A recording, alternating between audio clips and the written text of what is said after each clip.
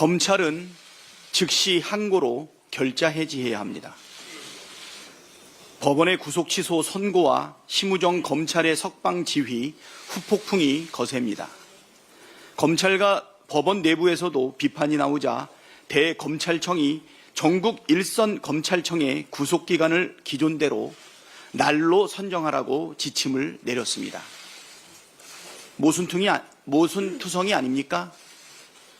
1심 법원의 구속기간 산정 방식이 문제라면서도 항고 없이 윤석열을 풀어주고 법원 판결을 존중한다면서도 구속기간 산정은 기존대로 하라니 이게 도대체 무슨 말입니까?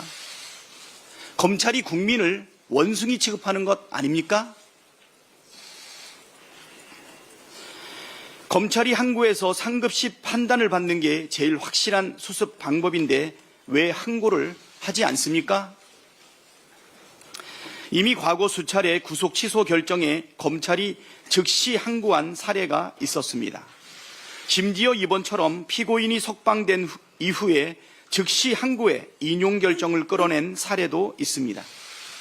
윤석열 구속 취소 사건도 기한이 남아있는 만큼 검찰이 즉시 항고하여 상급심의 판단을 받는다면 혼란을 깔끔하게 정리할 수 있습니다. 즉시 항고와 보통 항고가 다 가능한데 검찰이 지레 항고를 포기하는 것은 매우 무책임하고 비겁한 일입니다. 검찰이 끝내 항고하지 않는다면 윤석열 맞춤형 계획이라는 의심은 확신이 되고 검찰 조직은 내란 공범이라는 오명, 검찰은 내란 속의 탈옥을 위한 사법 특혜를 제공했다는 의혹을, 오명을 감수해야 할 것입니다. 사법체계 불신을 키우고 혼란의 원인을 제공한 당사자 심우정 총장은 즉시 항고로 결자 해지하십시오.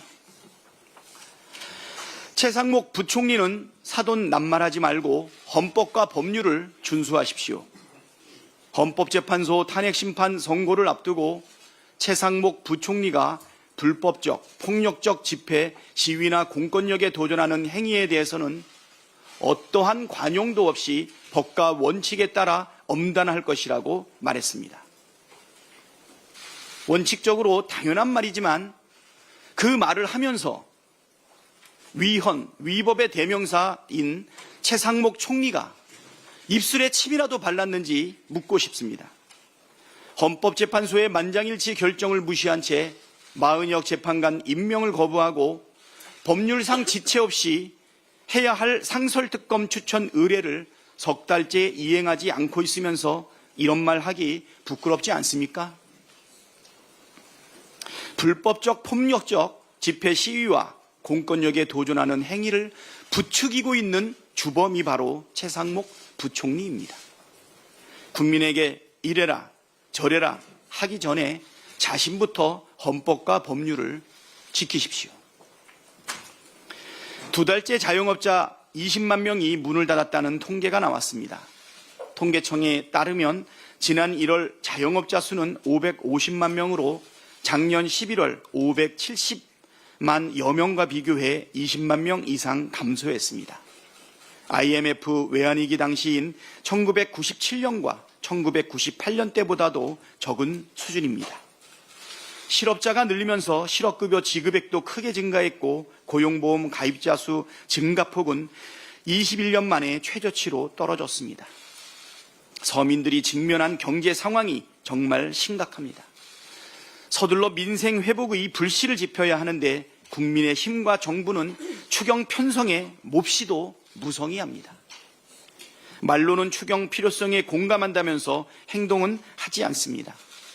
헌재의 결정은 존중한다면서 마은혁 재판관 임명을 계속 미루고 있는 최상목 경제부총리의 태도와 똑 닮지 않았습니까? 지난 월요일 여야 협의회에서 보인 태도를 보면 추경을 할 생각이 없어 보입니다.